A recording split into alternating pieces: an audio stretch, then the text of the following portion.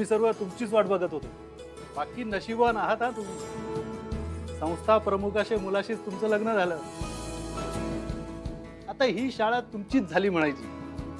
आता तुम्ही लेट झालात तरी मी तुमच्यावर ओरडू शकणार नाही. मी वर्गावर जातो. अहो थांबा मॅडम, आम्हाला आमचं कर्तव्य तर पार पाडू द्या. व्यंकटेश सर, मी तुम्हाला विनंती करतो की तुम्ही बुके देऊन मॅडमचा सत्कार करावा आणि लग्न झाल्याबद्दल त्यांचं अभिनंदनही. अभिनंदन मॅडम.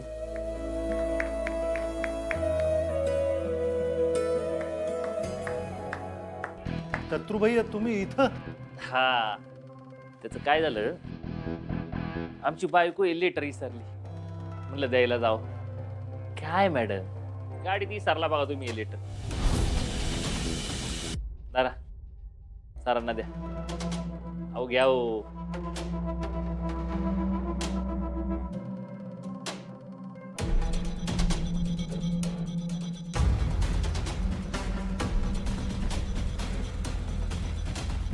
राजीनामा?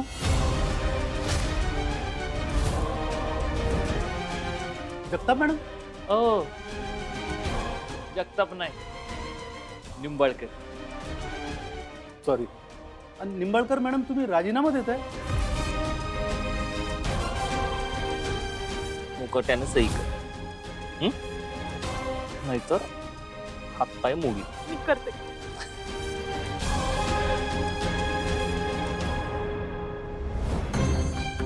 त्याचं काय झालं सर, मॅडमला मी समजवलं. म्हटलं की अहो काय करताय तुम्ही, पण नाही ऐकायलाच तयार नाही. म्हटलं होऊ द्या, तुमच्या मनासारखं होऊ द्या. आता त्यांची इच्छाच नाही शिकवायची तरी आपण तरी काय करणार, आहे का नाही? काय मॅडम, बरोबर ना? हो हो. आता मी निंबाळकरांची सून झाली आहे ना, त्यात ही शाळा आमचीच आहे. मला हवं तेव्हा मी येऊ शकते. मग त्यासाठी नोकरी करायची काय गरज आहे ना. आणि असंही आता मला ती शोभणार नाही, म्हणून राजीनामा देते. नाही पण अजून पण येळ गेले नाही बरं का. विचार करायचा असेल तर करू शकता. हे बघा सर, मी हिला म्हणलं बरं का, व्यंकटेश मास्तर आहेत ना मदतीला. म्हणजे मास्टरवर सही करायची असेल, तुमच्यावरचे तास पण घेतील ते. पण नोकरी सोडायची काय गरज आहे बरं? कराल ना मदत? हो हो म्हणतात. काय चिमुटभर जिरा? आता चिमुटभर कसं टाकू? हा आलं लक्षात. हा आता काय करू? हॅलो. हा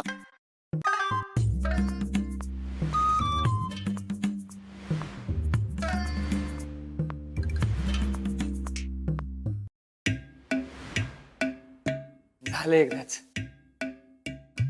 आता ना ह्या भाजीला माझ्या हातच्या बरोबर तुझ्या हातची चव येणार आहे. पण जानू, असं मी किती दिवस बनवू? मला ना तुझ्या हातची भाजी खायची. लवकर या, मी तुझी वाट बघते. हा नाना, नाना काय झालं?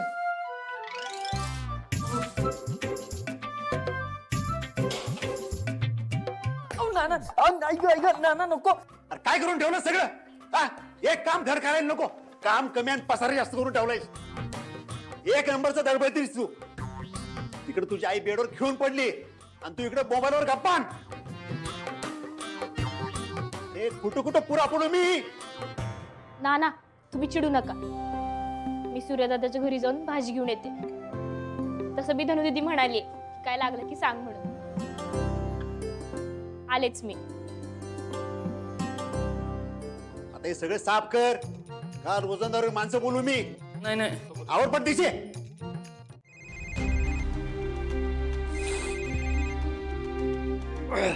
हा बोल.